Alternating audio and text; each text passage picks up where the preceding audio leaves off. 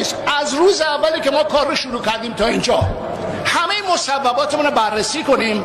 اگر یک مصوبه ما پیدا کردیم که یک لقمه‌ای به دهن یک کسی بگذارد، بیاین به من نشون بدید.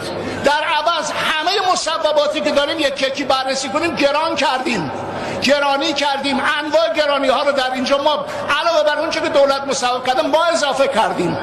یک مصوبه به من نشون بدید که این به نفع مستضعفان بوده، به نفع آدمای کم درآمد بوده، یک مشکلی رو تو کشور حل کرده باشه. آخر اینجا مجلس شورای اسلامیه، والله من دلم میخوام مجلس قدرتمند باشه، ولی ما مجلسی ها امروز باید جواب بدیم. ما سقف بودجه رو افزایش دادیم آقای رئیس، مالیات ها رو افزایش دادیم، اوراق رو افزایش دادیم، سقف از دولت بالاتر بردیم، در عوض 100,000 میلیارد تومان بدهی و کسری بودجه رو نگه داشتیم.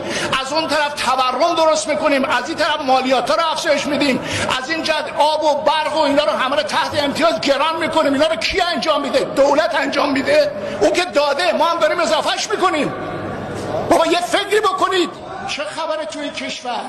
مجلس چه کاره است؟ چرا مجلس تصمیم نمیگیره در تو؟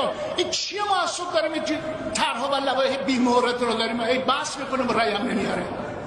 اینا چیه ما داریم در مجلس؟ بعد مردم دارن کمرشون خورد میشه بیرون.